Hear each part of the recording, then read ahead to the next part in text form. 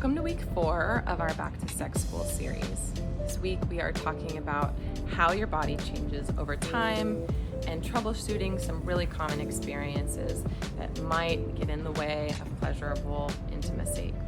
Today we're talking about postpartum sex. So whether you've had a baby or you're going to have a baby or you might one day have a baby, this is a really, really important topic to prepare for because your body changes so much after you give birth. Things that are likely to happen once you've given birth. Definitely a change in your vaginal tissues if you're breastfeeding, a decline in estrogen during the duration of your breastfeeding, changes in vaginal tissue and lubrication, lack of libido or lower sex drive because of the prolactin pumping through your body during breastfeeding, or just a lowered libido because of a loss of sleep or a lack of availability for connection with the people around you, feeling touched out. Sometimes there's scar tissue after birth, either from an episiotomy or a tear, or the scar tissue that can happen with a cesarean section. There can be prolapse.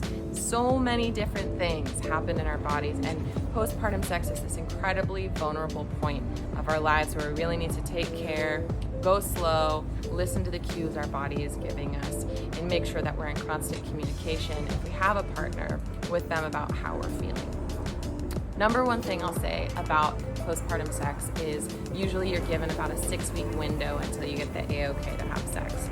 That to me is a no-go zone. You should only be having sex when you're feeling ready. 6 weeks is the minimum. You should wait and make sure you're done bleeding and healing, but really sometimes it'll take your body a lot longer to feel prepared for any type of penetration. Good news is that there's a million different ways that you can experience sexual intimacy that is not through penetration alone. You have oral sex, hand sex, cuddling, kissing, making out, dry humping. I mean, you take your pick of those, and it's a wonderful way to connect with a partner and build desire and build the passion between you without being too wrapped up in the penetration piece. If you do feel ready to engage with penetration and it's either painful or uncomfortable, make sure you're always using a lube.